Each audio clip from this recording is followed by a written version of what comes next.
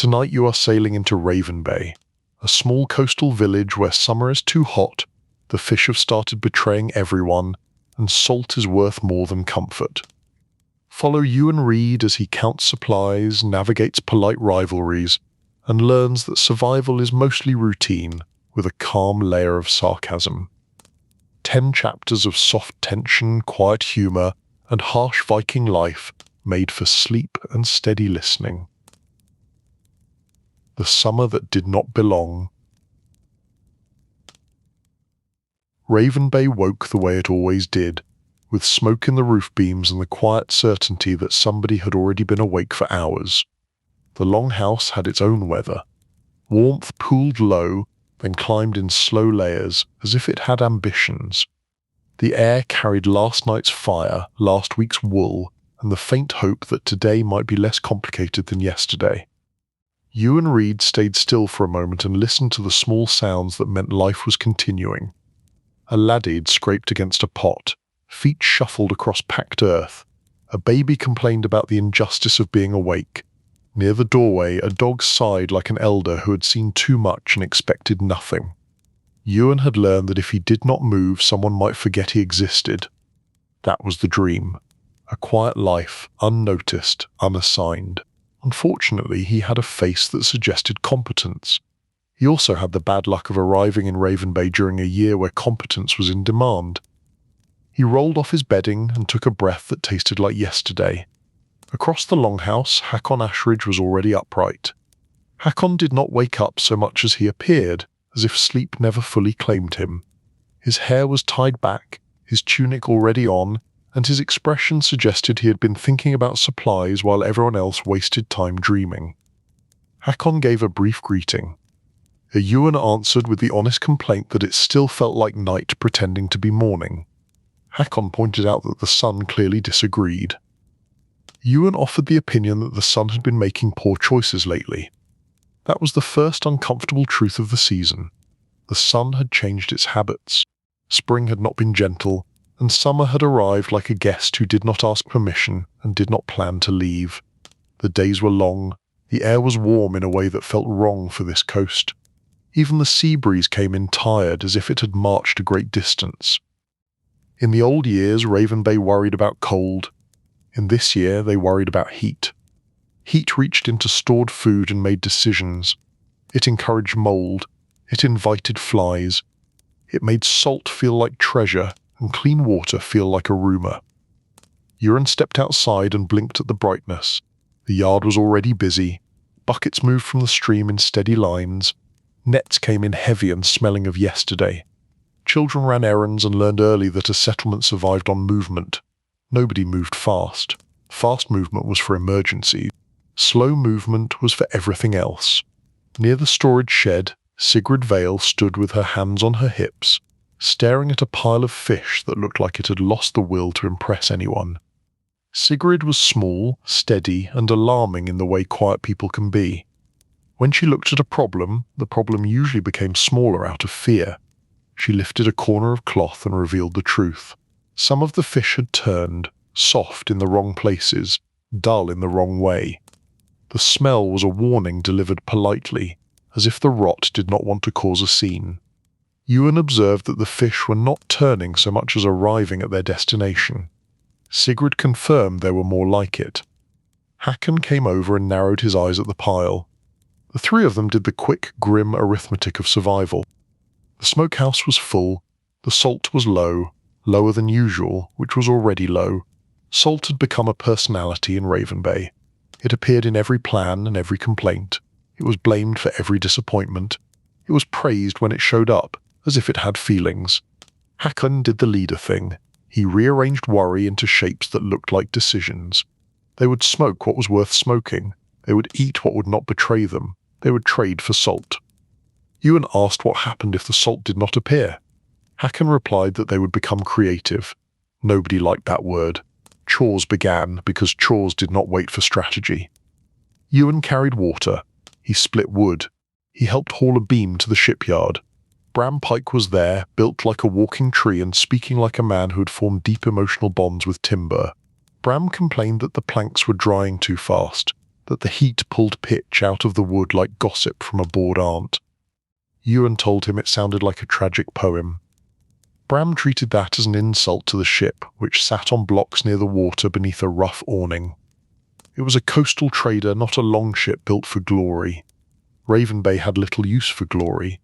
It had use for barrels, rope, and men who could count. Ewan was not a warrior. He had fought once and concluded that fighting was a loud argument where nobody listened. His value to Ravenbay was his ability to read marks, do sums, and notice when people lied with their eyebrows. That was why Sigrid kept finding him. By midday the heat had settled over everything. The air above the dirt shimmered. The smell of the midden drifted in, proud and sour. Flies gathered in cheerful crowds, delighted to be included in the season. Ewan sat in shade and chewed dried bread that had the personality of bark. Children played by the stream, splashing and laughing in the one place that still felt like mercy. In the afternoon, Father Alden arrived with a small pack and a patient expression. He travelled with merchants and hoped to improve souls. Ravenbay was not certain what to do with him, but he was polite and he could write. That made him useful. Alden offered a blessing for peace, the way travellers often did, as if peace could be carried like a small gift. Ewan answered that the day would decide what kind of peace was available, and the settlement would take whatever portion it could get. Hakon gave Alden a place to sit and something to drink that did not immediately offend the body. Alden spoke softly with Sigrid about trade routes and rumours. He listened to Bram complain about weather as if weather was a moral failing. As evening approached, the fishpile became harder to ignore. Sigrid and 2 others carried the worst of it to the edge of the midden. They worked with calm efficiency, because disgust was a luxury, and luxury was for another life. Hakon called a meeting by the fire ring, where the settlement gathered when something mattered. People arrived with bowls in their hands and tired faces. Nobody expected miracles, they expected plans. Hakon spoke steadily about what the heat was doing to the stores. Rations would tighten, more fish would be smoked, nets would go out at night when the water was cooling. The ship would sail for trade. Someone asked who would trade salt when everyone wanted salt. Sigrid answered that Ravenbay still had hides, amber, iron nails and wool that did not itch too much if you were strong. Ewan quietly suggested that the wool should not be the first selling point. Sigrid agreed, and in that agreement was a promise that Ewan would speak less at the market. Bram said the ship could go wherever the sea agreed. Hakon set the plan with practical clarity. The ship would leave in 3 days. Bram would prepare her. Sigrid would choose trade goods. Ewan would count what they had and what they could lose without becoming ghosts. Ewan noted that it was his favourite assignment. Hakon treated that like a compliment. After the meeting, Ewan walked with Sigrid to the storage shed. The sun still lingered in the sky, as if it enjoyed watching people sweat. Sigrid explained the simple truth. They needed salt more than comfort. Without salt, they could not preserve enough for winter. Without winter stores, the settlement would become hungry in a way that turned neighbours into enemies. Ewan asked where they would trade. Sigrid listed the options. Orkney if the sea was kind, York if the ship held together, Dublin if they wanted to be robbed politely. Ewan admired the variety. Sigrid replied that survival was always a list of expensive choices. Inside the shed, the air was cooler. It smelled of wood, rope, and faint grain sweetness. Sigrid lit a lamp and began pulling down sacks. She told Ewan to count with his eyes, not his hopes. Ewan assured her his hopes were very small, which was how he kept them safe. They counted. Grain less than expected. Dried peas a decent amount. Smoked lamb still good. A barrel of sour ale that could be used as drink or weapon depending on the day. Salt almost nothing. Ewan made marks on a board, then paused to let the worry settle into his bones properly. He pointed out that they could do everything right and the summer could still stay hot. Sigrid agreed, and added that they would do the right things while sweating. Night came slowly. The sky stayed bright too long. The sea made its steady sound, patient and indifferent. Hakon stood by the shore, looking out at the dark water. Ewan joined him because silence was sometimes the easiest form of loyalty. Hakon reminded Ewan that he had been in worse places. Ewan admitted that he had been younger then, and had believed worse places were temporary. Now we believed worse places were just places, and people lived there anyway. Hakon said they would get through the summer. Ewan agreed, adding that they would complain, sweat, and survive out of spite. Hakon preferred duty. Ewan conceded that spite helped duty stand up straight. The longhouse filled with the smell of thin stew. People ate quietly. Children fell asleep with their heads on folded cloaks. The fire dimmed. Outside, the summer night stayed warm, as if it had forgotten how to be night. Ewan lay down and listened to breathing around him. He thought about salt, rot, and the moods of the sea. He thought about how a settlement survived by making small decisions every day, then pretending those decisions were ordinary. Tomorrow would bring more heat, more counting, more work. Ravenbay would endure it the way it endured everything, with steady hands and a careful kind of sarcasm. Chapter 2. Smoke and Polite Lies. Morning returned again, because morning always returned. Ewan suspected it did so out of habit rather than kindness. The air inside the longhouse was already warm, and the fire had not yet been fed. Outside, the sky was clear in a way that promised another day of heat. Clear skies were beautiful until you remembered what they meant. Sigrid was awake early, moving around the cooking space with the quiet confidence of someone who knew exactly how much food was left and did not intend to discuss it with anyone who enjoyed optimism. She suggested that people eat slowly because it made food last. Ewan called it the first poem of the day. Sigrid advised him not to encourage her. Breakfast was thin porridge with dried berries that had been generous once, back when spring had felt normal. People ate anyway. Hunger did not care about mood. After breakfast, the smokehouse became the centre of the settlement. It was a low building of stone and timber, blackened inside from years of careful burning. On cold days it was a blessing. This year it felt like a small sun with a bad attitude. Bram adjusted hooks and checked the roof fence. Sweat made his hair cling to his head. He looked over the fish laid on boards, some fresh, some already suspicious, and reminded everyone that smoke could do a lot, but it was not a miracle. Ewan agreed and privately wished for a miracle anyway, because wishing was still free. Sigrid arrived with herbs and a small sack that sounded like disappointment when it shifted. Salt was stretched with juniper and patience. Hope was not included, because hope spoiled faster than fish. They worked in steady rhythm. Fish were cleaned, rubbed, and hung. Smoke curled around them, carrying the promise of preservation. Outside, flies circled in thick, lazy loops, offended that their meal had been moved into a guarded building. Ewan stepped out for air that was only slightly less smoky, and saw the midden crew at work. Nobody volunteered for midden duty. People were assigned. It was the kind of task that built character, meaning it made a person more quiet and less trusting. Ingrid Marsh stood with a shovel, her stance wide, her expression stern. She observed that the midden was growing. Ewan replied that everything was growing this summer, including regret. Ingrid noted that if regret could be used as fuel, Ravenbay would be warm forever. They both treated that as comfort. Father Alden approached at a careful distance, admiration in his face and caution in his breathing. He remarked on their endurance. Ingrid replied that endurance was freed.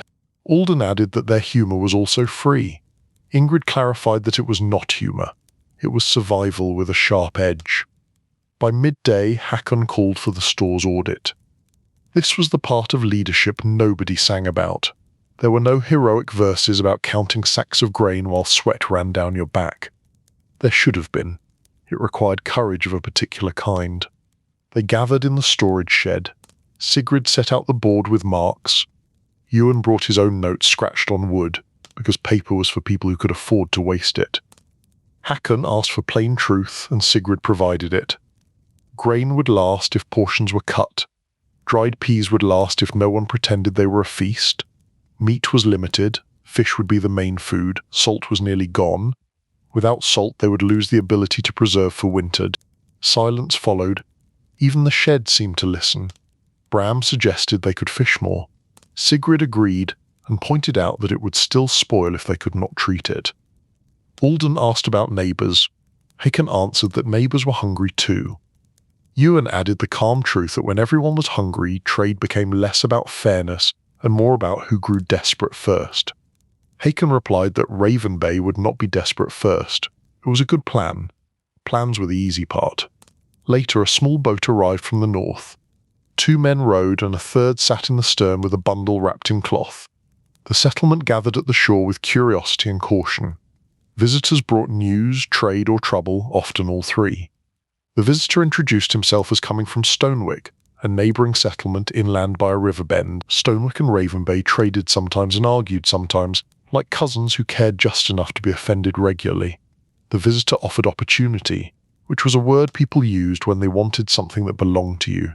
He revealed a small pouch of salt, not much, but enough to matter. He offered trade. Sigrid asked what Stonewick wanted. The visitor wanted hides, ale, strong iron nails, and a promise. The promise was about grazing. Stonewick wanted agreement that Ravenbay animals would not cross into the river meadow this season. The river meadow was good grazing, especially in a dry summer.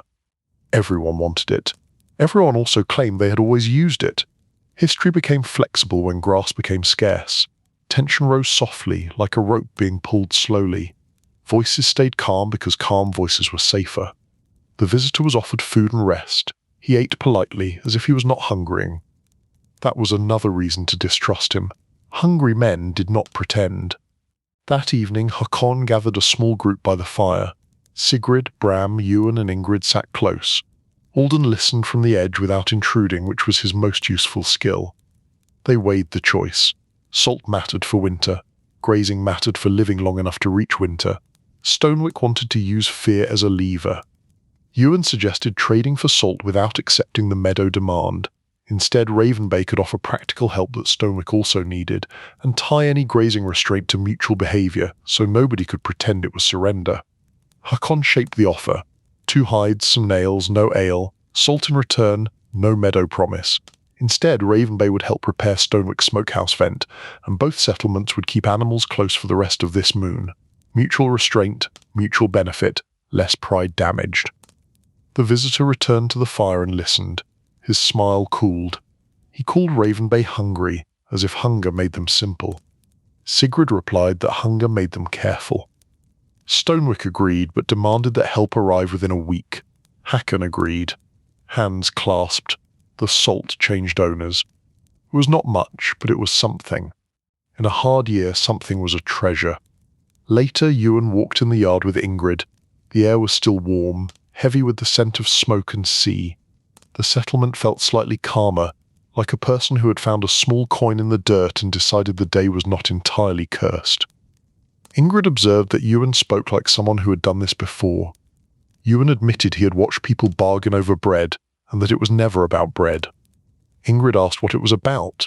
Ewan answered with the list nobody liked. Fear. Pride. The need to believe anyone controlled anything. Ingrid looked toward the longhouse where firelight flickered through the gaps. She said they controlled their work, and that was enough. Ewan agreed. It was the kind of truth that helped people sleep. Inside, Sigrid measured the salt into small portions, dividing it like a sacred offering. Bram rubbed his hands, satisfied for the moment. Hakon sat quietly, shoulders easing, allowing himself Fart's small breath. Alden spoke to Ewan near the doorway and noted that Ewan carried the settlement on his mind. Ewan replied that someone had to, because it was heavy. Alden suggested that faith could help. Ewan agreed and added that salt also helped. They both treated that as a reasonable exchange. The longhouse settled into night. People lay down close, sharing warmth they did not need. The fire dimmed. Outside, stars were clearer. The air was still too warm, but a faint hint of change lingered. A whisper that summer might eventually remember it was not in charge forever. Ewan closed his eyes and listened to the familiar sounds of breath, wood creaking and distant waves. Every day in Ravenbay was a negotiation with the world. The world insisted on being harsh. Ravenbay responded with steady hands, calm voices, and enough sarcasm to keep despair from getting comfortable. Chapter 3: Wood Gossip and Dry Throats. The next morning arrived with the same bright confidence as the day before. and Ravenbay greeted it with the same tired suspicion. Heat did not feel like an event anymore. It felt like the new law, the kind that had not been voted on but still demanded obedience. The shipyard became the settlement's comfort place, which was a strange choice because the shipyard was mostly splinters, tar, and the steady reminder that everything useful also required work. Still, it was work with a purpose you could see. A plank went on, a seam got sealed, a rope got replaced. The idea of leaving Ravenbay for a while became less like fantasy and more like a plan with calluses. Bram Pike was already there, crouched by the hull with a small knife and a look of concentration that suggested he was negotiating with the wood. He treated the ship as a living creature with moods. This was partly superstition and partly good practice. People who respected ships tended to return. Ewan joined him with a bucket of water and the faint hope that the bucket was not needed for drinking. Bram talked about the planks the way other men talked about neighbours. This board was proud, that it was stubborn. That seam wanted attention. The pitch was too soft in the heat. The pegs were swelling in the wrong places.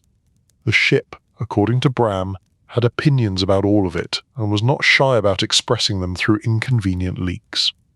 Ewan listened and offered small comments that sounded supportive. This was safer than arguing with a man who could lift a beam and did not mind proving it. Sigrid arrived later with a list in her mind and a basket on her arm. She had the kind of focus that made people step aside without realizing they had done it. She moved through the shipyard and looked at the cargo space like someone planning a siege against hunger. She had chosen trade goods that made sense, hides that were cured properly, wool folded tight and tied clean, small pieces of amber that caught the light and made people forget how poor the rest of their life was, a bundle of iron nails from Bram, the strong kind that held wood together when weather tried to pull it apart. Ewan watched her arrange the goods, and he felt the familiar mix of admiration and mild fear. Sigrid did not raise her voice. She did not need to. The settlement listened to her because she made the numbers behave. Hakon came down to the shore, glanced at the ship, and looked out toward the water. His face did not change much, but his eyes narrowed in the way they did when the world was trying to cheat him. The stream that fed Ravenbay had grown thin. It still ran, but it ran like a person saving breath. The shallows were wider, the stones were exposed, the water tasted warmer than it should, and warm water always carried more opinions than anyone wanted. People began to talk about water the way they talked about salt, with too much attention and not enough joy. Buckets went out more often, drinking became more careful, washing became a luxury, tempers started to itch. The heat did not spoil fish, it spoiled patience. Ewan heard the first argument near the stream. It was not dramatic, it was worse.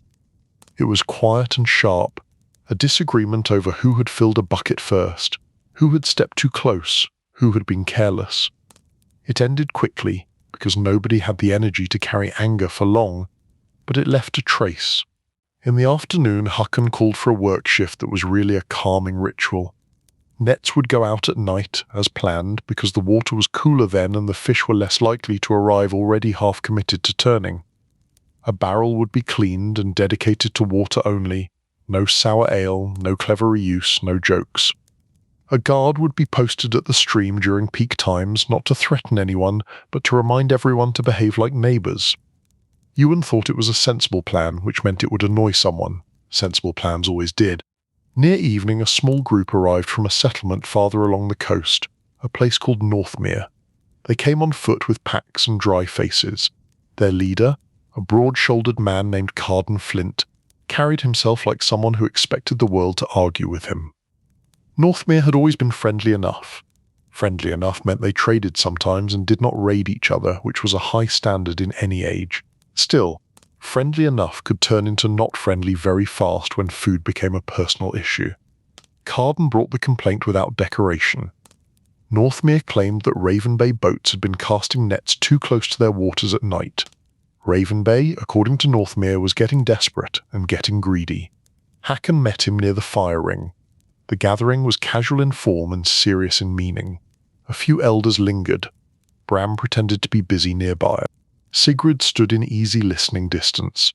Ewan stayed close, because he had learned that calm sarcasm was most useful when it arrived early. Hakon kept his voice level and his posture relaxed.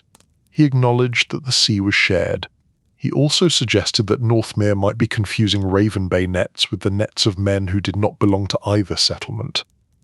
The coast had more travellers this summer, more small boats looking for easy gains.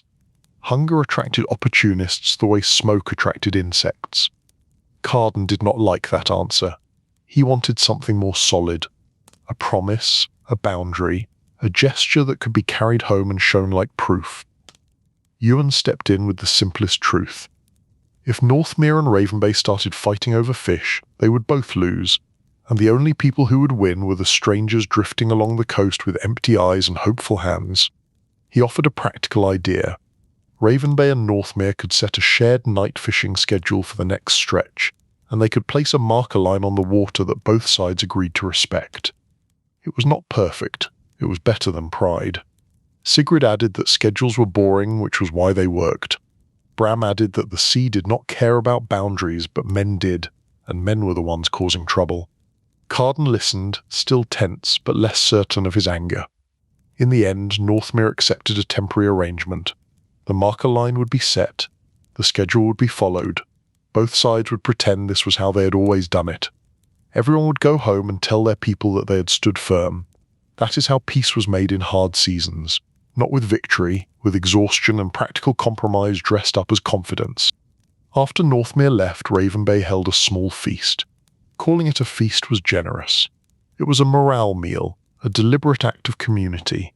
Thin stew became a shared bowl. A few pieces of smoked lamb were sliced small so the flavour could travel farther than the meat. Someone brought out dried berries, and for a brief moment the longhouse smelled like something other than smoke and worry. Ewan sat near the fire and watched people eat. Children leaned into their mothers. Old men told stories that were mostly complaints with good rhythm. Women exchanged news and measured each other's faces for signs of fear. Alden was there too, quiet and attentive, learning the shape of Ravenbay without trying to force it into his own ideas. He offered gentle words when they were useful and held silence when silence was better. Hakon ate little. Leaders always ate little during trouble. Sometimes it was strategy, sometimes it was guilt, sometimes it was performance. Either way, it did not help the leader's mood, which was the kind of detail nobody discussed openly. Later, when the meal ended and people settled down, Ewan walked outside. The air was still warm, but the sky had softened, and the sea breathed in and out with its usual patience. The ship sat in the dark like a promise that might keep its word. Sigrid joined him near the shore. She did not speak much at first. She did not need to. Presence could be conversation. Ewan admitted that the settlements were beginning to scrape against each other, not because they wanted to, but because hunger made everyone feel cornered. Sigrid agreed. She also pointed out that Ravenbay had one advantage. It had a ship that could move, and it had people who could work without waiting to feel brave. Bram came down too, carrying a coil of rope like it was a pet he intended to keep. He reported that the ship would be ready. It would complain, but it would be ready. Hakon stood with them and looked out at the dark water. The plan was still the plan. The ship would go, they would trade, they would bring back salt and grain if the world allowed it. And if the world did not allow it, they would return with whatever else could be turned into winter. Ewan thought about the feast, about the thin stew and the small laughter, and he felt the strange truth of harsh life. People did not survive on food alone. They survived on the belief that tomorrow might be managed. Ravenbay would manage it, not gracefully, not heroically, but steadily, with hands that kept working even when the mind was tired. Chapter 4: The Inland Road and the Damp Lesson. Council Day arrived with heat that felt personal, as if the summer had noticed Ravenbay specifically and decided to test it. The elders gathered early, because early was the only time the air still remembered how to be cool. They met near the fire ring, even though nobody wanted a fire nearby. Tradition had a habit of ignoring comfort. Hakon sat with the elders and listened to the same problem from several angles. The stores were low. The stream was thin. The fish were unreliable in the heat. Neighbours were tense. The ship would leave soon, but the sea was its own ruler and did not accept schedules. Ingrid Marsh spoke first, with the blunt clarity of someone who had survived enough seasons to stop pretending. She wanted rations tightened now, not later. She wanted strict water rules and no exceptions. She wanted the settlement to accept discomfort early, so winter did not arrive like a surprise. A younger man argued for more hunting inland, as if the forest had a hidden cellar full of polite deer waiting to volunteer. Bram pointed out that the forest had been hunted already. The animals were not foolish. They moved away from hungry people. Animals had excellent judgment. Sigrid offered the most practical suggestion.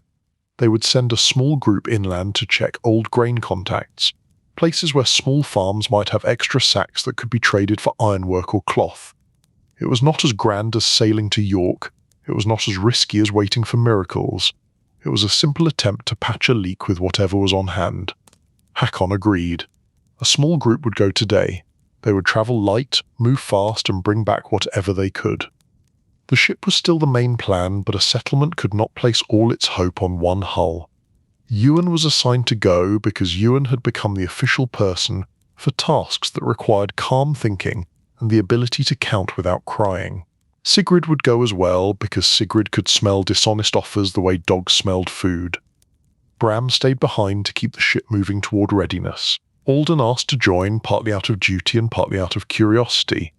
Hakon allowed it because Alden could write agreements and because sometimes a cleric made strangers behave a little better. They left after the council, walking inland along a worn path. The land rose gradually. The trees thickened. The air changed from salt and smoke to pine and damp earth. It should have been refreshing. It was, in a way, but the heat followed them like a shadow that refused to detach.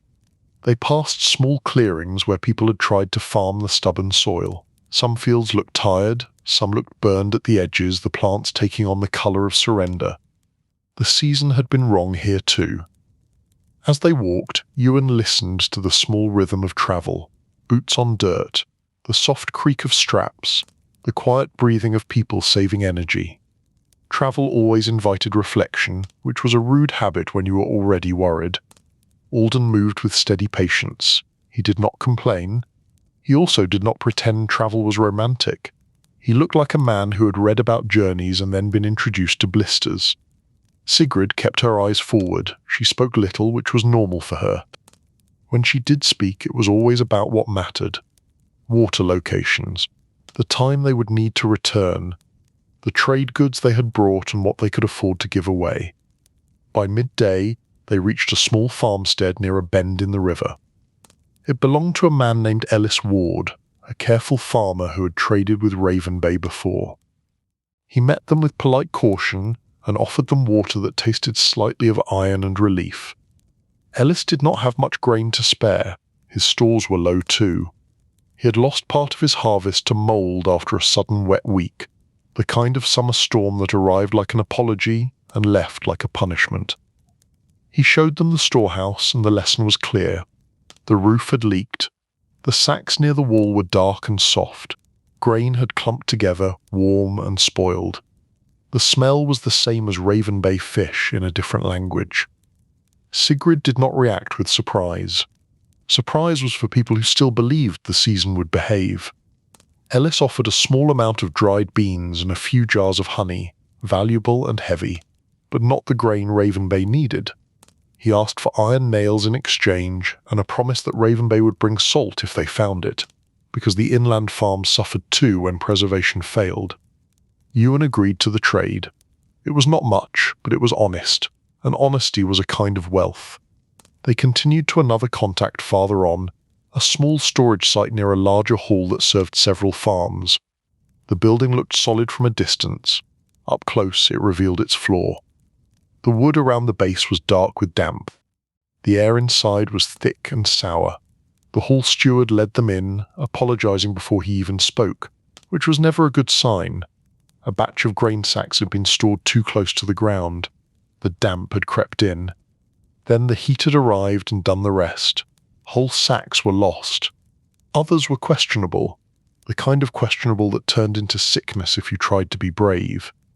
Ewan watched the steward try to explain it like it was an accident that could be argued with. Sigrid listened and then turned the situation into numbers. How much was still good? How much could be spared? What trade would make it worthwhile to share? They secured some grain. Not enough. Still something. Enough to justify the walk and keep the settlement from feeling helpless. Alden offered to write a simple agreement, a few lines that recorded the trade and the promise of future salt if possible. The steward agreed quickly. People liked writing when hunger was involved. Writing made the world feel organized even when it was not. On the way back the sky shifted. Clouds gathered without drama, thickening slowly like a thought forming in the distance. The wind picked up, then stopped, then picked up again. The air grew heavy with the smell of rain that had been teased for days. Then the storm arrived. It was not a violent storm in the storytelling sense. It was the more annoying kind, sudden and thorough. Rain fell hard enough to soak clothing quickly and the path turned slick. Water ran in little streams down the ruts, and every step became a careful negotiation with mud. Ewan found the timing almost funny. The settlement had been worried about drought. The world responded with rain that made travel miserable and did nothing to fix the long-term problem. The stream would swell for a day, then shrink again. The heat would return, the mold would celebrate. They pushed on, because there was no other choice. The packs grew heavier as cloth absorbed water. The grain sacks were protected as best they could, wrapped and held high, but Ewan knew that every drop was a risk. Grain did not need much encouragement to spoil. Sigrid moved with the same steady pace as always. Alden struggled more, but he kept going. Nobody teased him. Teasing was for comfortable days. By the time they reached Ravenbay, the rain had eased into a steady drizzle, the kind that made everything look the same colour. The longhouse roof smoked faintly where the fire inside fought to stay alive. The settlement looked weary and familiar, as if it had been waiting for them with patient irritation. Bram met them near the shipyard, eyes quick on the sacks. The grain was brought into the storage shed and opened for inspection. Some sacks were fine, some were damp at the seams, but still usable if dried quickly. Sigrid immediately organised a drying plan, spreading cloth, moving sacks, turning the shed into a temporary workshop of prevention. Hakon came to see what they had brought. He looked at the pile and did the same leader thing he always did. He rearranged disappointment into a shape that could be carried. It was not enough, but it was something, and something mattered. That evening, as the rain softened and the air finally cooled, Ravenbay felt a small lift in mood. Water buckets were filled again, not because the drought was solved, but because the stream was briefly generous. The fire burned with less strain. People sat closer, not from cold, but from habit. Ewan sat near the doorway and listened to the rain tap the roof. Alden sat nearby, drying his sleeves and looking thoughtful. Alden offered quiet comfort, the kind that came from believing the world had meaning even when it was unpleasant. He spoke of patience and community and the strength of routine. Ewan accepted the comfort without arguing. In hard seasons, people collected whatever helped. Some collected faith, some collected salt, some collected sarcasm and called it wisdom. Sigrid checked the grain once more before sleeping, as if vigilance could keep it honest. Bram returned to the shipyard even after dark because the ship was still the main plan, and plans did not like being ignored. Hakon stood by the fire and watched his people settle. He did not smile much. He did not need to. The settlement was still they. It was still working. It had not given it. That was the closest thing to joy a leader was allowed to show. Outside, the rain faded to a whisper. The air cooled further, and for the first time in days the night felt like night. Ewan lay down with damp hair and tired muscles, and the strange calm that came from doing something, even when it was not enough. Ravenbay had brought back grain and honey, and a few jars of stubborn hope. The summer was still wrong, the neighbours were still tense, the ship still needed finishing, but the settlement had moved, had acted, had refused to wait politely for disaster. That refusal was its own kind of strength. Chapter 5. The Sea as a Coworker. Ravenbay spent the next days preparing the ship with the focused energy of people who knew that hope needed carpentry. The summer heat pressed down as if it wanted to watch. It warmed the tar until it smelled sweet and sharp, and it softened the rope fibres until every knot felt slightly suspicious. Even the gulls sounded irritated, as if the whole coast had agreed that sweating was now a communal hobby. Bram Pike treated the ship like a patient with a complicated temperament. He checked every seam. He tapped boards with a knuckle and listened for the dull note that meant trouble. He warmed pitch in a small pot, stirred it carefully, and applied it with the solemnity of a priest making an offering. In another life, Bram might have been gentle. In this life, gentleness was saved for tools and wood, because wood was the one thing that could snap without warning and punish you for carelessness. Ewan helped where he could. He held planks in place, carried buckets, and tried to avoid becoming tar-decorated. Tar had a way of turning a person into a permanent lesson. It did not wash out easily. It also clung to skin like it had chosen you. Sigrid Vale supervised the cargo with the quiet authority of someone who could look at a pile of goods and see the shape of the winter. She did not jet-pack what was valuable, she packed what was tradable. There was a difference. Some things were precious but too personal to part with. Other things were less loved but more tempting to strangers. Survival required learning the difference between what you wanted and what you needed. She chose hides that were cured clean and folded flat, wool that was sturdy and only mildly insulting to the skin, amber pieces small enough to be carried easily and bright enough to make a tired merchant remember that beauty still existed. Bram added his best iron nails, wrapped in cloth so they would not rattle, and announced themselves to anyone with opportunistic thoughts. Hakon Ashridge kept the outward calm of a man who refused to be impressed by the weather. He assigned tasks in a steady voice and made sure the families left behind had a plan for daily work, rations, and water rules. He also made sure the night fishing schedule with Northmere was honoured because the coast did not need a second argument. Ravenbay could not afford to lose energy to pride when it was already spending energy on staying alive. Alden helped in the way Alden always helped, by being quietly useful. He wrote short agreements on scraps of parchment when trade needed a record. He checked the small medicine bundle that travelled with the ship, mostly herbs and bandages, and the belief that treating problems early was smarter than pretending they did not exist. On the morning of departure, the air was cooler than it had been, just enough to feel like a gift. The sea lay calm, its surface smooth and indifferent. Calm seas made people brave. Calm seas also made people forget that the sea could change its mind without notice, like a powerful neighbour with a fragile ego. The crew was small. Bram went because nobody trusted the ship without him. Sigrid went because trade without Sigrid was just a story about regret. Ewan went because someone needed to count and to notice the small lies that hid inside polite smiles. Alden went because Hakon believed the writing would matter, and because Alden had insisted that faith did not excuse a person from doing actual work. Hakon stayed behind. Leaders stayed. That was the rule. It was not always fair, but fairness was not the settlement's main resource. As the ship pushed off, Ravenbay stood on the shore and watched. People raised hands in farewell. Some faces tried to look confident, some did not try. Children ran along the waterline until the ship gained distance and their legs surrendered. Ewan stood near the stern and watched Ravenbay shrink. The longhouse roof smoke became a thin line. The shipyard awning became a smudge. The storage shed became a small dark shape that held everything that mattered. He told himself the distance was temporary. He told himself the ship would return with salt and grain, and maybe some dignity.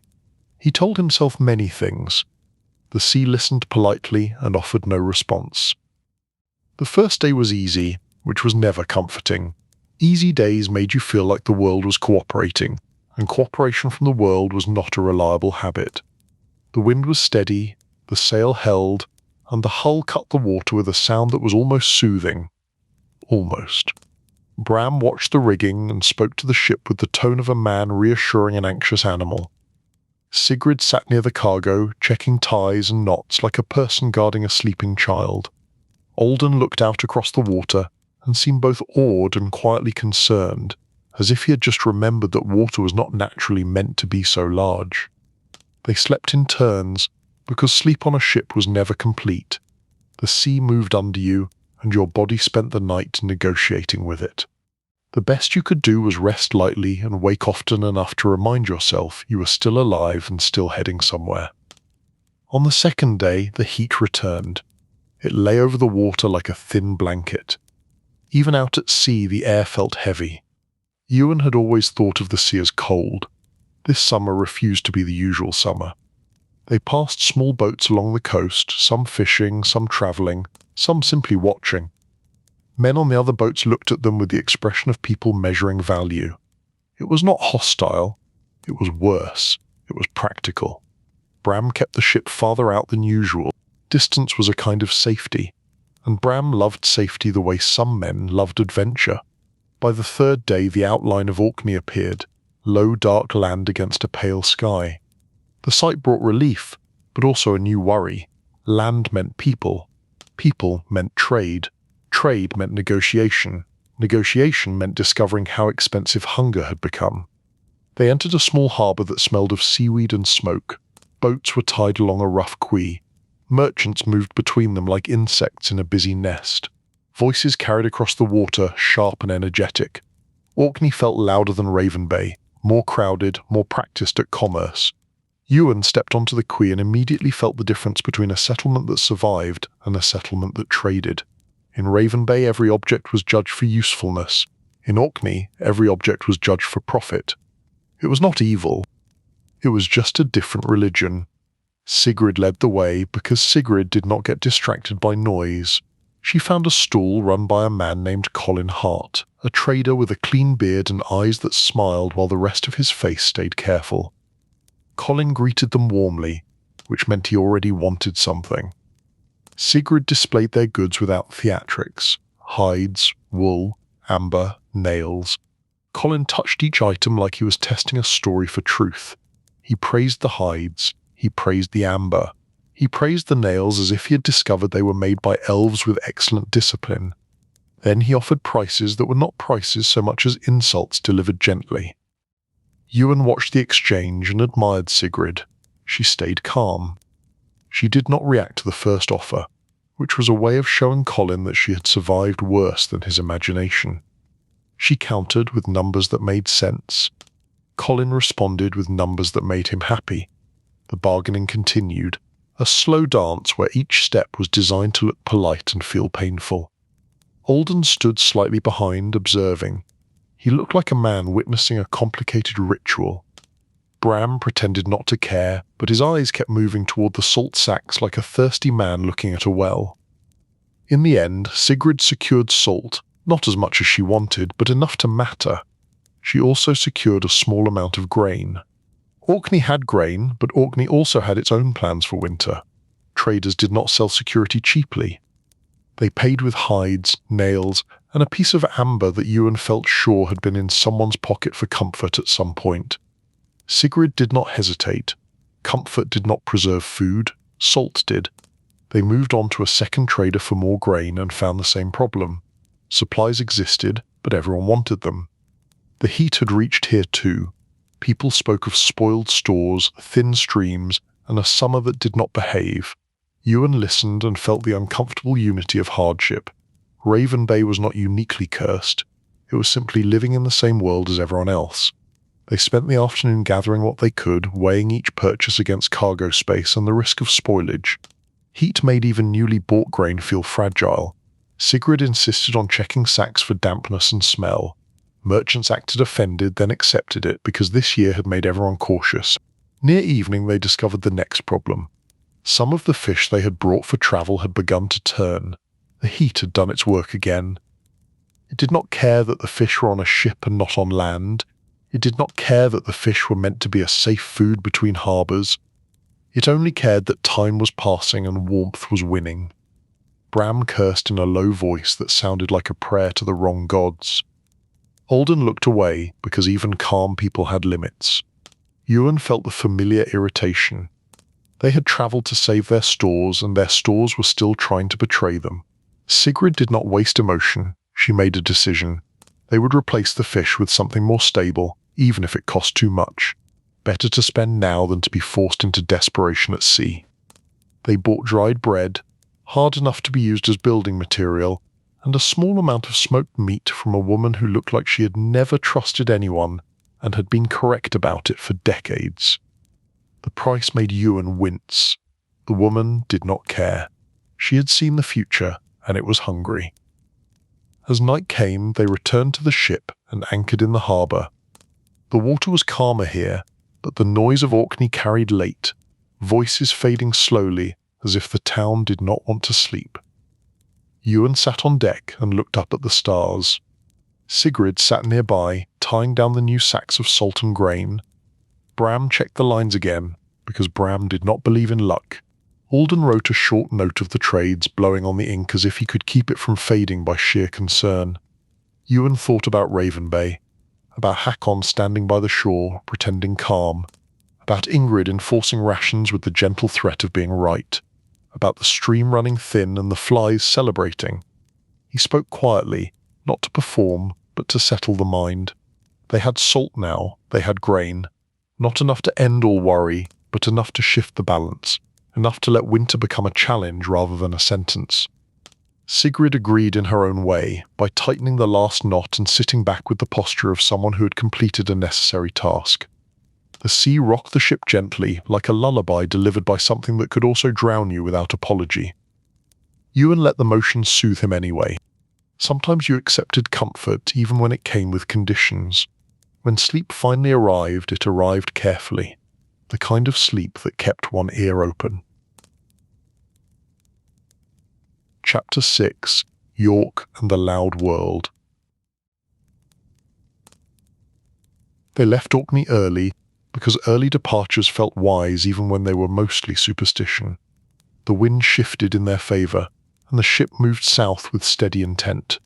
The cargo was heavier now, the hull sat lower. Bram watched the waterline like a man watching a child near a cliff. The sea stayed calm, but the air remained warm. Ewan found the combination unsettling. Warmth belonged to land, in his mind. At sea, warmth felt like the world breaking its own rules. After days of coast and open water, York announced itself in the distance long before they reached it. Not with sound, at first, but with signs. More ships, more smoke on the horizon, a faint haze that clung above the land like a permanent breath. Then, as they drew closer, sound arrived. A low background roar, like a great animal asleep but dreaming. York was larger than Orkney, and larger than anything Ravenbay would ever become, even in its most ambitious fantasies. The river carried boats like a road made of water. The docks were thick with people. Goods moved everywhere, barrels rolled, carts creaked. Voices rose and fell in a constant argument that seemed to be the city's natural music. Ewan stepped onto the dock and felt the small shock of being surrounded by strangers. In Ravenbay you knew every face, every gait, every mannerism. In York, faces slid past like a stream. Nobody cared who you were unless you carried something worth taking. Sigrid moved forward with the calm of a person who refused to be intimidated by crowds. Bram stayed close, eyes scanning, because Bram did not trust cities.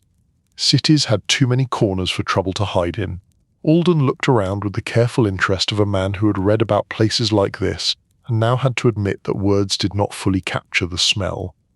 York smelled of smoke, river mud, cooked meat, wet wool, and human ambition.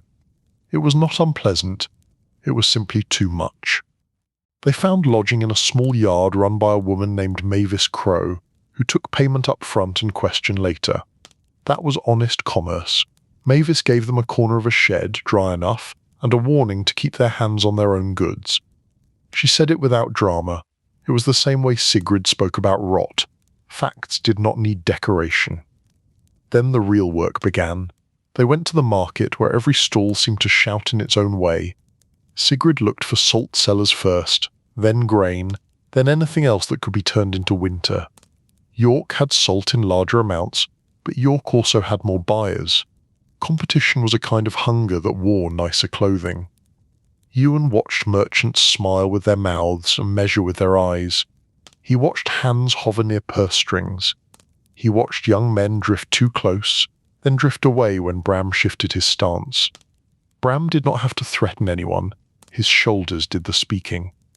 Sigrid found a grain seller named Thomas Wren, a thin man with quick hands and the expression of someone who had learned to survive by never standing still.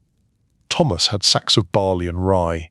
He also had a story about why his grain was worth more than anyone else's grain. He spoke of quality, of careful storage, of a cousin who knew a priest who had blessed the harvest. Ewan listened and quietly translated. Thomas wanted more money, and he was willing to invent holiness to justify it. Sigrid did not argue with the story. She argued with the numbers. She offered a fair trade in goods and coin. Thomas countered. Sigrid countered back. The dance continued.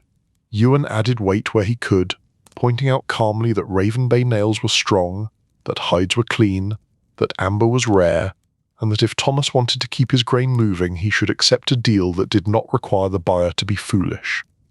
Thomas looked offended at the suggestion that buyers might avoid foolishness.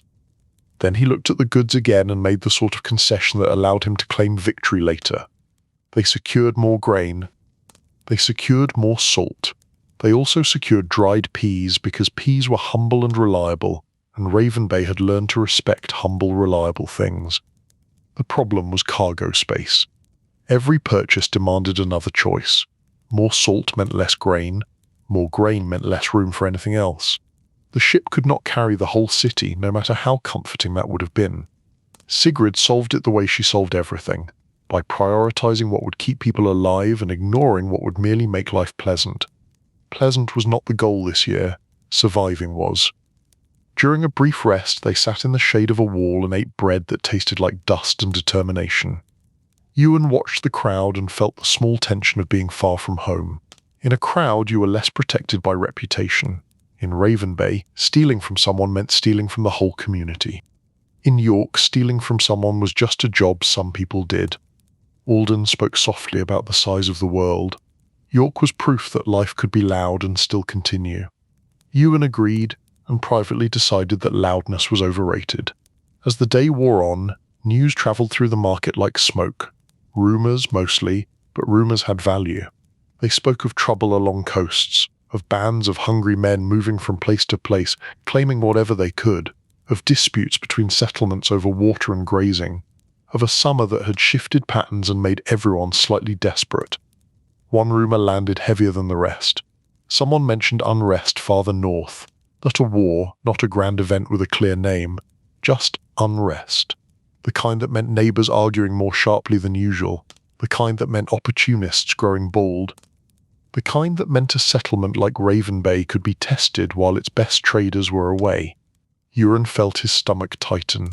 Sigrid noticed immediately, because Sigrid noticed everything that mattered. They could not confirm the rumour, they could only feel its weight, and weight changed decisions. Bram insisted they finish their purchases and leave as soon as practical. He did not trust the city, and he trusted rumours even less, because rumours often became real when you ignored them long enough. Sigrid agreed to move quickly. Not recklessly. Quickly. There was a difference. Reckless choices were expensive.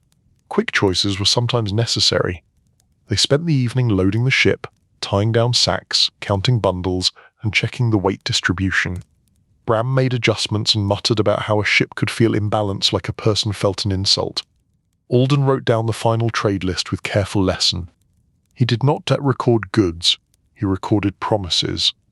This sack owed to that trader, this coin paid, this agreement made.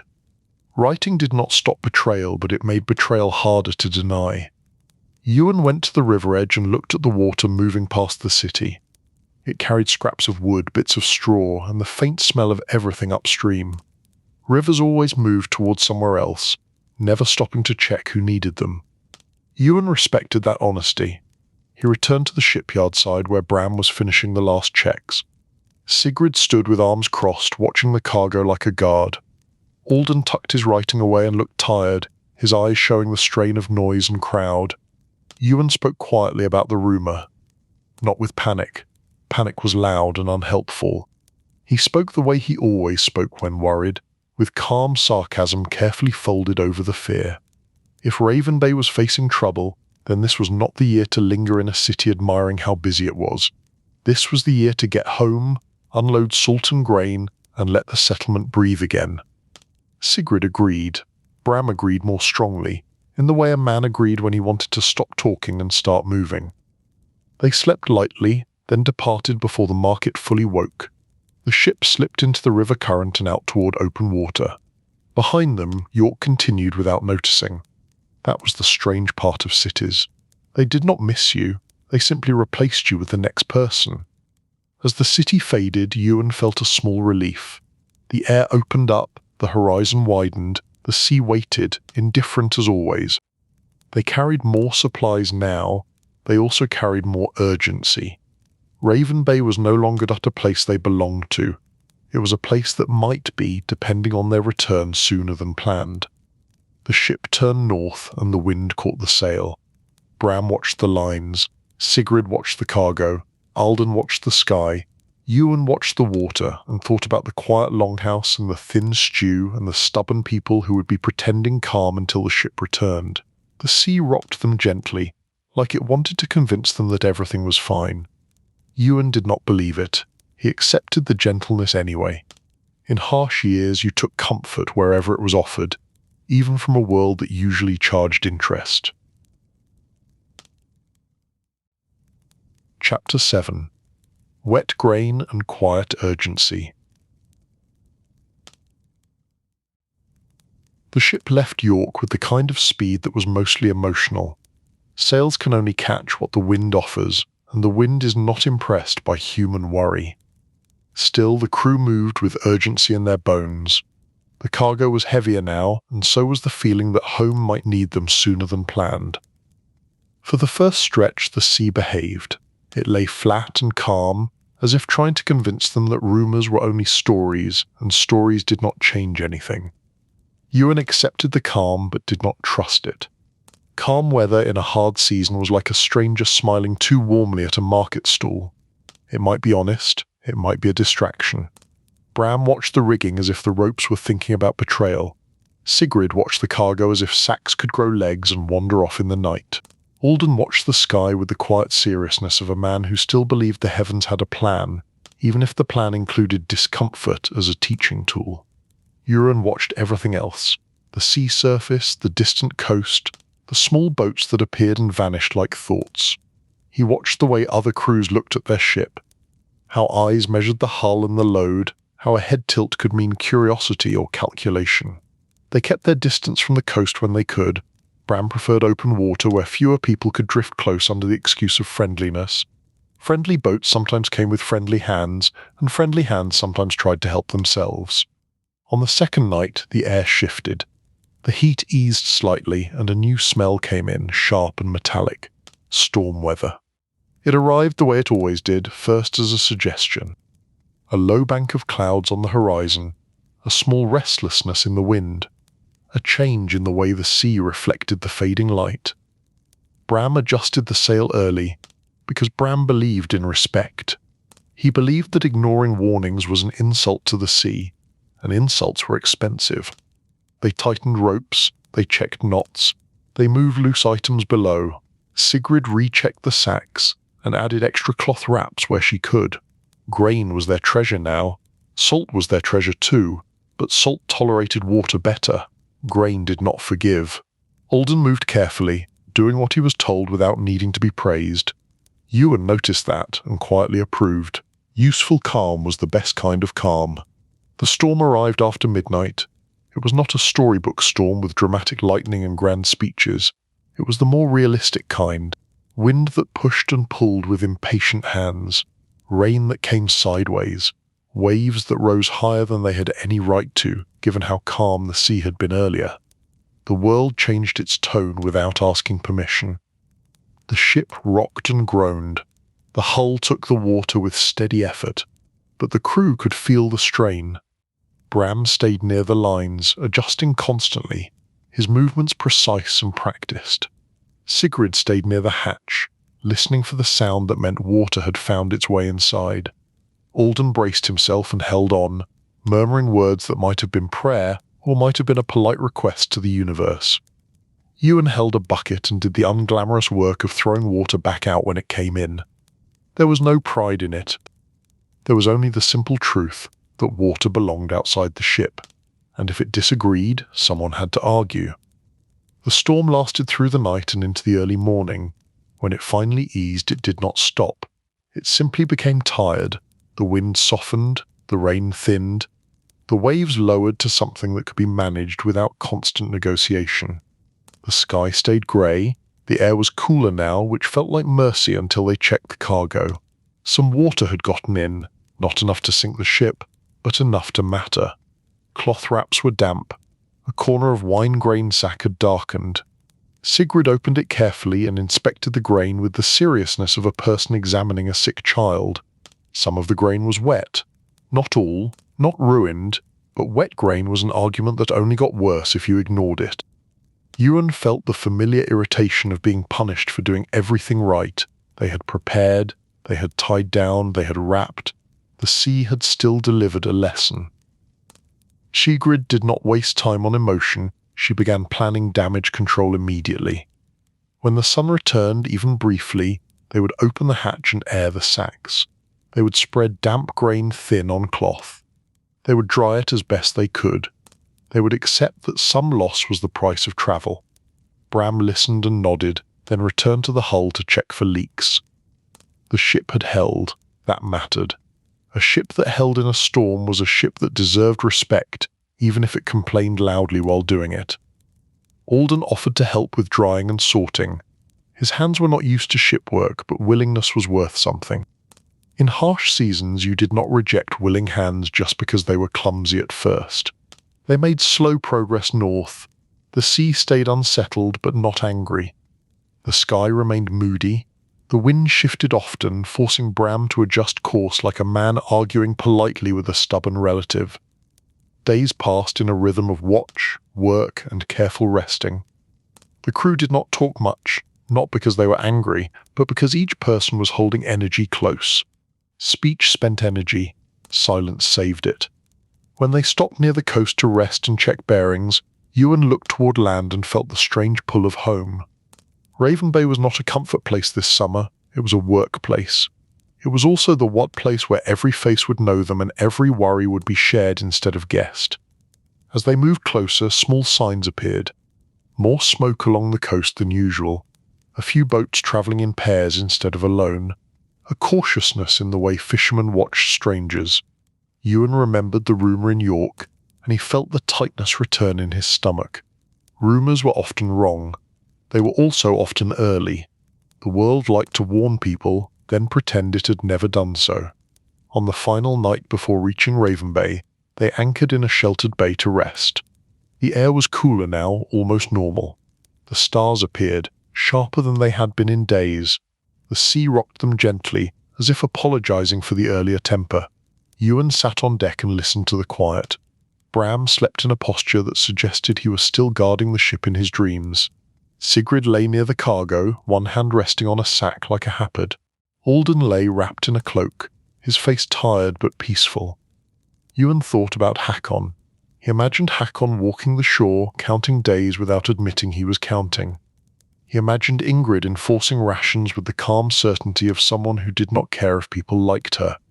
He imagined children running errands, still laughing because children always tried to laugh, even when the world was heavy. At dawn they sailed the last stretch. Ravenbay appeared as a familiar line of shore, a shape that made the chest loosen slightly.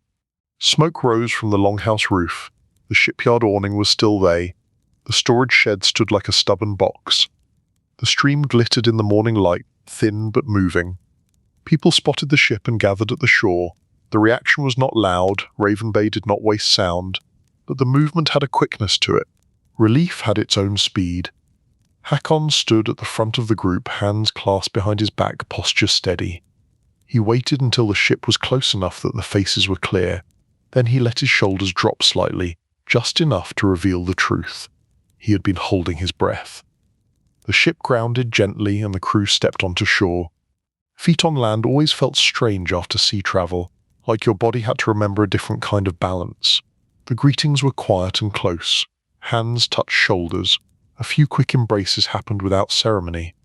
People looked at the sacks on the deck and tried to read the future from them. Sigrid began directing unloading immediately. Salt first, then grain. Keep the damp sacks separate. Do not let anyone open them until the shed is ready. Do not let children poke at them out of curiosity. Curiosity could spoil food as effectively as heat. Ewan carried sacks and watched faces. He saw relief. He also saw the tight expressions of people who had been managing trouble while the ship was away. Hakon walked with Ewan toward the longhouse, away from the crowd. The air smelled like smoke and wet earth. The storm had reached Ravenbay too, and the ground held the memory. Hakon spoke quietly, not with panic, but with the blunt honesty of a leader who had been taking small hits every day. There had been visitors, not traders, drifters, hungry men with boats and tired eyes. They had tested the shore once, coming close at dusk, looking for weakness. Ravenbay had met them with calm firmness and enough people standing together to make the message clear. There had been no fight worth describing. The drifters had moved on to look for easier places, because opportunists preferred soft targets. Still, the test had shaken the settlement. It had reminded everyone that hunger did not always arrive as a private problem. Sometimes it arrived wearing someone else's boots. Northmere had held to the night fishing schedule, but the mood along the coast had grown sharper. Stonewick had kept their grazing close, mostly, but there had been a day when goats appeared near the meadow line and everyone pretended not to notice, until Ingrid noticed and decided nobody would be pretending anymore. Water had dipped lower, then risen slightly after the storm. The stream was still thin, the flies were still cheerful. The smokehouse had stayed busy. The salt from Stonewick had helped, but it had been stretched so thin that even the idea of salt felt tired. Ewan listened, absorbing the update like a man accepting a heavy pack. He did not act surprised. Surprise was not useful. He asked practical questions instead. How were rations? How were tempers? How was Bram Apprentice doing with the shipyard work? How were the children? Hakon answered as best he could. Ravenbay was still Ravenbay. People complained, worked, and survived. Some days were harder, some nights were restless. Nobody had given up. They returned to the shore where unloading continued. The salt sacks were carried into the storage shed like sacred objects. The grain followed. Sigrid oversaw everything with the calm intensity of someone who refused to let joy make people careless. When she inspected the damp sacks, she did not scold the sea. She did not blame Bram. She simply began planning.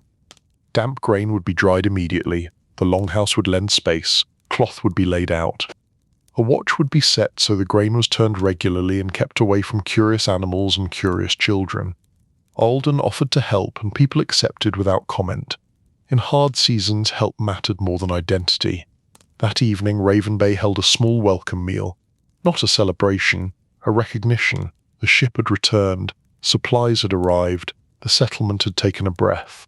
Ewan sat near the fire and ate slowly, not because he wanted to make the food last, but because his body had forgotten what it meant to be still on land. Around him, people spoke in low voices. News passed from mouth to mouth. The settlement reassembled its shared story. Sigrid spoke with Ingrid about ration adjustments. Bram explained the storm to a small group, mostly using gestures and a tone that suggested the sea had behaved badly and should apologize. Alden listened and nodded, offering a quiet word here and there that soothed rather than corrected. Hakon sat with the elders and accepted their question. How much salt? How much grain? How much loss from damp? How far would the supplies stretch? The question were not accusations, they were survival doing its accounting. Late that night when the longhouse quieted, Ewan stepped outside. The air was cooler, closer to normal.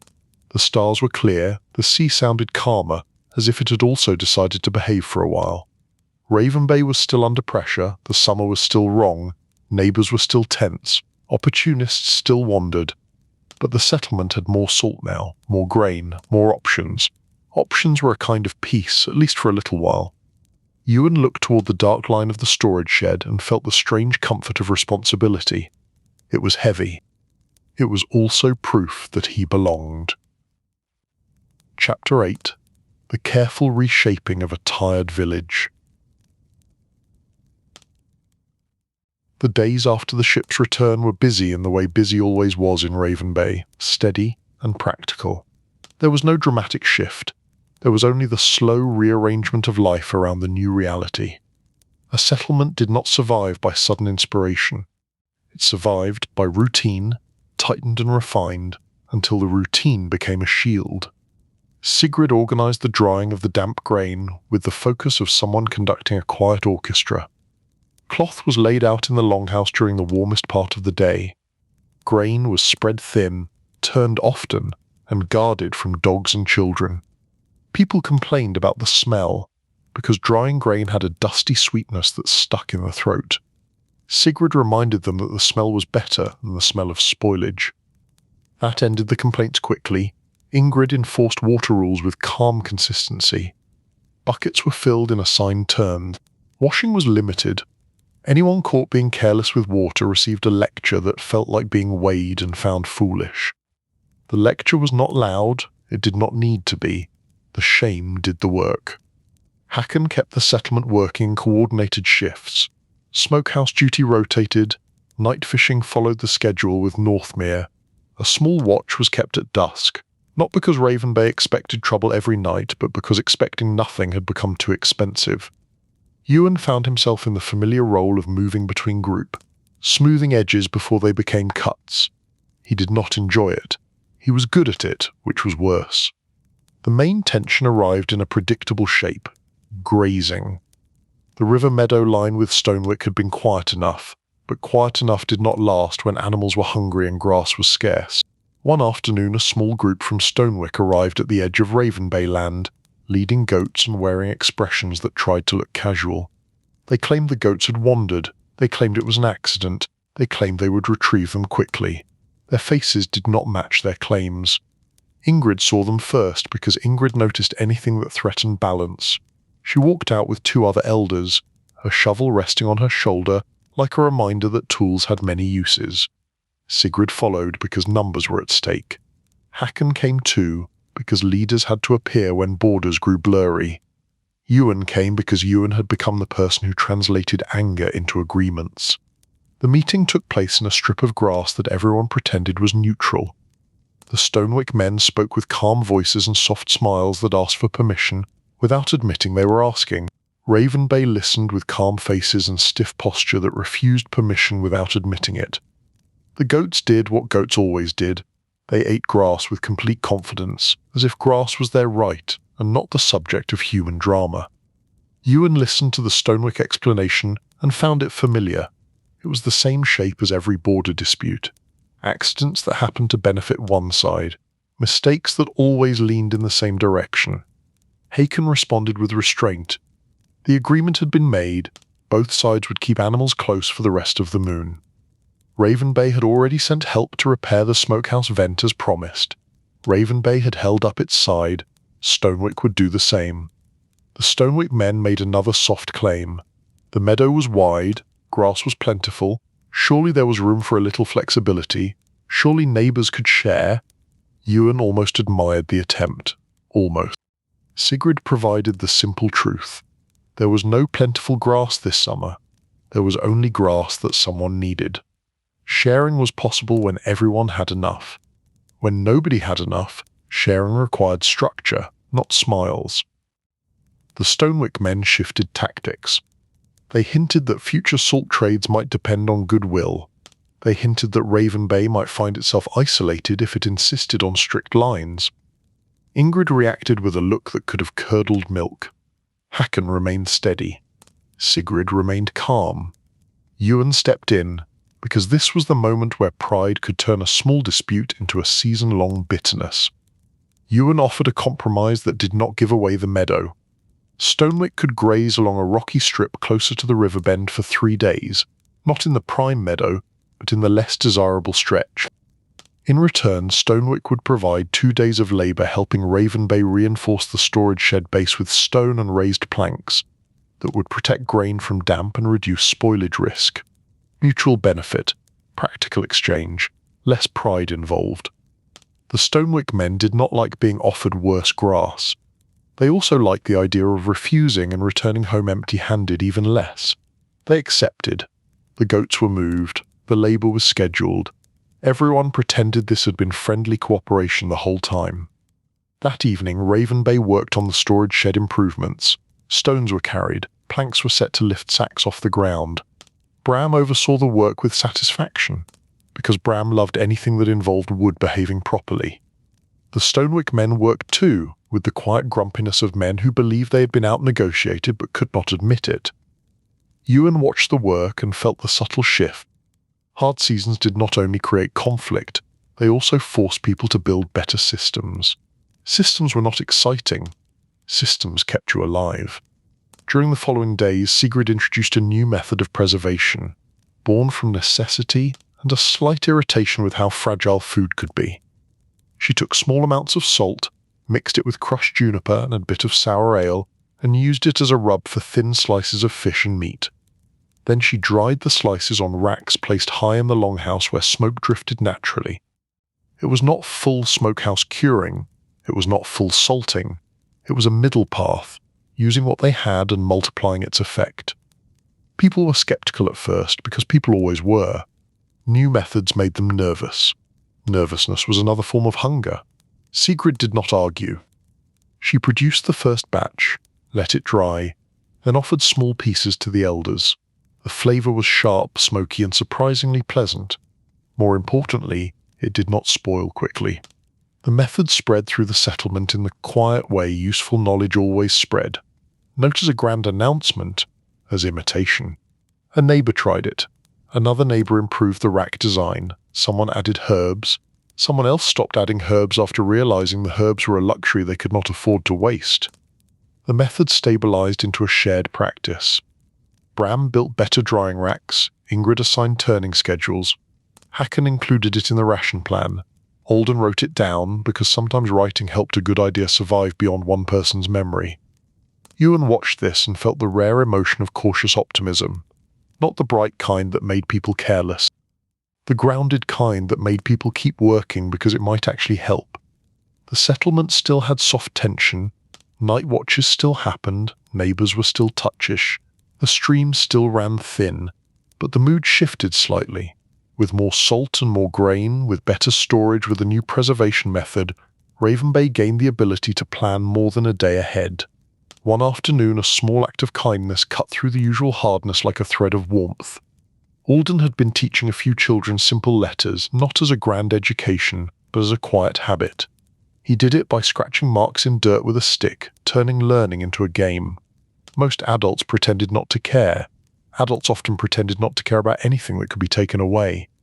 Ewan watched from a distance, then noticed a child named Lysa standing apart, hesitating. Lysa was small and serious. The kind of child who listened more than she spoke. She had lost her mother earlier in the summer to illness, not described in dramatic terms, just the ordinary unkindness of life. Since then, Lysa had moved like a shadow, doing chores without complaint and avoiding attention. Alden invited her closer with a gentle gesture. Lysa hesitated, then stepped forward. The other children made space without being told. That was the kindness. Not loud, not performed, simply done. Ewan felt something loosen in his chest. Harsh life did not remove tenderness. It just made tenderness quieter. Later, Sigrid handed Lysa a small strip of the new dried fish, the improved kind, and guided her toward the best spot by the fire. Ingrid adjusted the cloak on Lysa's shoulders without comment. Hakon nodded once when he saw it, the kind of nod leaders gave when something went right, and they wanted to acknowledge it without turning it into a spectacle. That night, the longhouse felt slightly different. Still smoky, still crowded, still tired, but the air carried a faint sense that the settlement was not only enduring, it was adapting. Ewan lay down and listened to the familiar sounds. Breath, wood creaking, distant waves. He thought about the goats and the negotiation, about how close pride had come to turning into a bigger problem. He thought about the raised planks in the storage shed and the drying racks near the rafters. He thought about Lysa stepping into the circle of children, guided by simple patience. Harsh seasons demanded a certain kind of strength. Not the dramatic kind, the steady kind. The kind that built racks, turned grain, shared small pieces of food and chose compromise over stubborn anger. Ravenbay did not feel safe. It felt workable. In this summer, workable was a gift. Chapter 9: Cold Promises and Far Horizons. Late summer began to loosen its grip, not out of kindness but out of habit. The days were still long, but the air carried a faint edge in the morning that made people pause and inhale as if they could taste the coming change. The stream ran a little steadier after the storms, though nobody trusted it. Trust was for seasons that behaved. Ravenbay moved into the next phase of survival, the part where you stopped reacting and started preparing. Preparing did not feel hopeful. It felt like hauling stones and counting sacks. Still, it mattered. Winter did not arrive suddenly. It arrived done small decision at a time. Sigrid kept refining the new preservation method until it became routine. Thin strips of fish and meat rubbed with a careful mix of salt, juniper, and a touch of sour ale, hung high where smoke drifted naturally, turned regularly, watched closely. It was not elegant, but it worked. People started speaking of it as if it had always existed, which was the highest compliment a village could give. If a new thing felt old, it meant it belonged. Ingrid kept water rules steady and predictable. Predictable rules calmed people even when the rules were strict. The stream was guarded during busy hours, buckets were filled by schedule, washing remained limited. Complaints happened, then faded. Even complaints got tired. Hakon watched the coast and the mood of neighbours. The drifters did not return, but the memory of them stayed like a bruise. Ravenbay kept a dusk watch and a night watch, not because they expected trouble every night, but because being ready cost less than being surprised. Ewan found himself walking between all of it, an observer who had been promoted into usefulness. He helped track stores, helped settle small disputes before they grew teeth, and helped Hakon with quiet decisions that leaders preferred not to announce. Leadership was not only about being seen, it was also about being careful. One evening, Hakon gathered a small group in the longhouse after most people had settled. The fire was low. The air smelled of smoke and drying grain. Children slept in a heap like kittens. Adults spoke in low voices as if loud sound might wake the winter early. Hakon laid out the next choice. They had salt and grain now, at abundance but enough to work with. The question was whether to risk another voyage before winter fully closed the sea. A final trade run could turn enough into safer enough. It could also go wrong. The sea did not promise anything. Sigrid supported the idea, with strict conditions. If they went, they would go for goods that held value through winter. More salt, more grain, more dried peas, maybe a barrel of dried apples if they found them, because apples were the kind of luxury that made life feel human. They would not chase fancy items. Fancy items did not feed children. Bram supported it too, because Bram always trusted a ship more than he trusted a hungry season.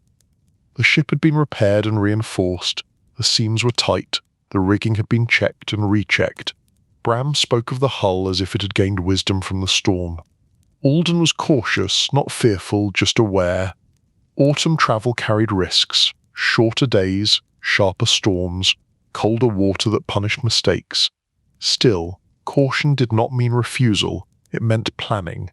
Ewan listened and considered the map of possibilities.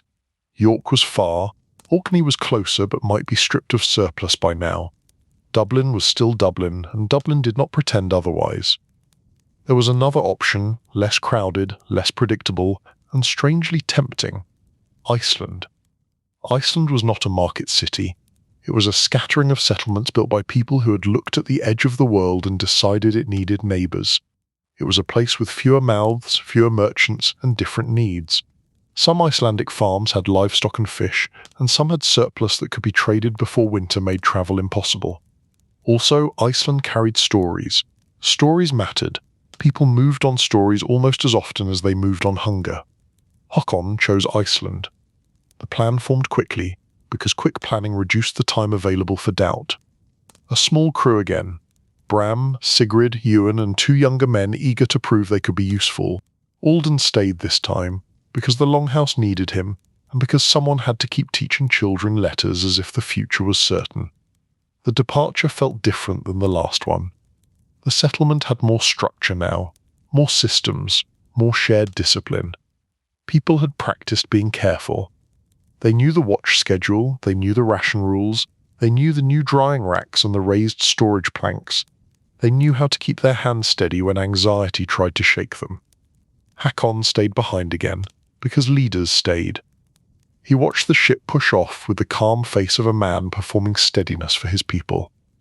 Ewan knew him well enough now to recognize the cost of that performance.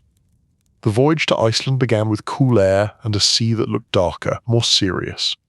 The warmth of late summer faded as they moved west. The wind had a sharper smell. The spray felt colder on skin. Ewan welcomed it. Cold at least was familiar. The ship moved steadily, and Bram seemed happier. Bram liked weather that made sense. This weather made sense. It was not kind, but it was honest. They reached Iceland after days of sea that alternated between calm and mood, the way the sea always did.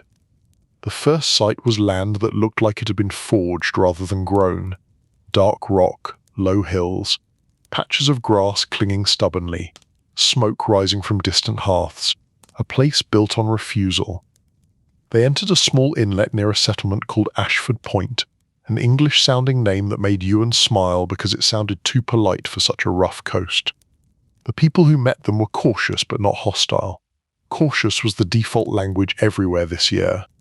Trade in Iceland was quieter. No crowded market, no constant roar of voices, just people meeting by boats, inspecting goods and speaking with blunt honesty because subtle tricks were hard to sustain when everyone lived close and remembered everything. Sigrid presented their goods. Amber still drew attention, even here. Wool was valued, especially strong wool. Iron nails were welcome because wood and weather fought constantly in Iceland. In exchange, Iceland offered dried fish of excellent quality, smoked meat, and some grain, though grain was rare. More importantly, Iceland offered fat. Seals and sheep provided it. Fat meant warmth. Fat meant cooking that did not taste like sorrow. Fat meant life. They secured a small barrel of rendered fat, traded carefully for nails and a hide. Ewan saw the way Sigrid hesitated before giving up a hide, then did it anyway. Winter did not care about sentimental attachment. Winter cared about calories. During the stay, they heard Greenland stories. It started the way all big stories started, as if it was nothing. A farmer mentioned a cousin who had sailed with a trader. A fisherman mentioned a neighbour who had seen a ship return with strange wood and strange tales. Someone mentioned a distant coast where grass grew in summer and where the sea brought driftwood like gifts. Greenland was spoken of like a place that answered a certain kind of hunger. Note the hunger for food, though that too. The hunger for space, for distance, for a fresh start where old disputes did not follow you down the path. Ewan listened with calm interest and quiet suspicion. Fresh starts were expensive. They required leaving behind what you knew. They required believing that the unknown would be kinder than the familiar. Sometimes the unknown was kinder. Sometimes it was simply different pain. Still, the stories had power. They were stories about possibility, and possibility was the one thing that harsh seasons tried to starve first. Bram liked the Greenland talk more than he admitted. Bram was a shipwright. Shipwrights were always half in love with distance. Ships existed to turn distance into a reachable thing. Sigrid treated the stories as interesting but not urgent. Her mind stayed on practical needs. Ravenbay needed stores, not daydreams. Still, even Sigrid listened when someone described Greenland summers as cooler and steadier than the strange heat that had punished the coast this year. Ewan noticed that. When Sigrid listened, it meant the idea had weight. They stayed only long enough to complete the trade and check the weather. Autumn storms did not wait politely. The sky had already begun gathering that grey look that meant the sea would soon request payment. Before they left, a local elder offered a simple piece of advice, not wrapped in poetry. Do not fight the sea, do not rush. Do not assume a calm morning means a calm day. Ewan found it comforting. Good advice was comforting even when it was obvious. The return voyage began with fair wind, then shifted into harder travel. Cold rain, stronger gusts, waves that rose quickly and slapped the hull like impatient hands. Bram stayed alert and busy, adjusting lines, watching the sail, keeping the ship pointed in the direction that reduced suffering. Ewan worked beside him, holding ropes, carrying water, and doing the uncelebrated labour that kept a voyage from turning into a cautionary tale. Sigrid stayed near the cargo, checking ties and sacks, making sure the barrel of fat stayed sealed and stable. If fat leaked, it would not just be loss, it would be tragedy. They reached the coast again with tired bodies and a ship that smelled like wet wood and stubbornness. As Ravenbay came into view, Ewan felt a familiar looseness in the chest. Home was not easy. Home was known. Known was a kind of safety. The settlement gathered at the shore again, the routines held. Unloading began with the same calm urgency. The new goods were carried into the shed and sorted under Sigrid's watch. The barrel of fat drew quiet excitement, the kind people tried to hide because excitement could turn into disappointment too quickly. Hakon inspected the stores and let a small relief show. It was not joy, it was the easing of pressure, the kind of relief that gave people more week of steadiness. That night Ravenbay sat in the longhouse with a different air. Still smoky, still crowded, still tired, but there was warmth in the knowledge that they had added to their winter. There was also the strange echo of Greenland stories, floating quietly in the background like a distant song. Ewan lay down and listened to breath around him. He thought about the seasons, about how life was a set of negotiations that never ended. He thought about Iceland, about blunt, honest trade. He thought about Greenland, not as a plan, but as a reminder that the world was bigger than the problems of Foss settlement. Bigger did not mean kinder. Bigger did mean possibilities. In harsh years, even the idea of possibility could keep a person steady. Chapter 10. Frost and the Quiet Victory of Ordinary Survival. The first frost arrived on a morning that looked innocent. The sky was pale, the wind was still, the ground sparkled with thin white crystals that made the grass look briefly decorated, as if the world had decided to pretend it cared about beauty. People stepped outside and paused. Frost was cold, yes. Frost also meant the end of flies. Frost meant meat would keep longer. Frost meant the strange hot summer had finally been pushed back by something older and more reliable. Ravenbay did not celebrate loudly. It did not need to. It simply breathed differently. The stream ran clear and colder. Water tasted sharper. Breath became visible in the morning, which made children laugh, because children always found joy in simple evidence that their bodies were doing something. Work shifted into winter rhythm. The smokehouse stayed active, but now it felt like a useful heat rather than a punishment. Drying racks near the rafters did their job more easily. Damp was less eager. Mold had fewer victories. Sigrid ran the winter stores audit with the calm authority of someone reading the future in sacks and barrels. Ewan helped, because Ewan had become a counting tool that could also carry bags. They checked grain sacks and confirmed what was safe. They checked dried peas. They checked smoked meat. They checked dried fish, both smokehouse cured and the newer thin strips that had become part of the settlement's routine. They checked the barrel of fat from Iceland and treated it like a small miracle, though nobody used that word aloud. The numbers were not generous. The numbers were not hopeless either. That was the change. They would still ration. They would still plan meals with care. They would still have days when stew felt thin and patience felt thinner. But the winter did not look like an immediate disaster. It looked like a season they might manage. Hakon called for a community gathering, not a feast, but a settling. People needed to feel the shape of the plan. Plans were comfort. They gathered in the longhouse as the light faded early, the fire burned low and steady. The air smelled of smoke, wool, and food that had been preserved by stubborn hands. Hakon spoke plainly.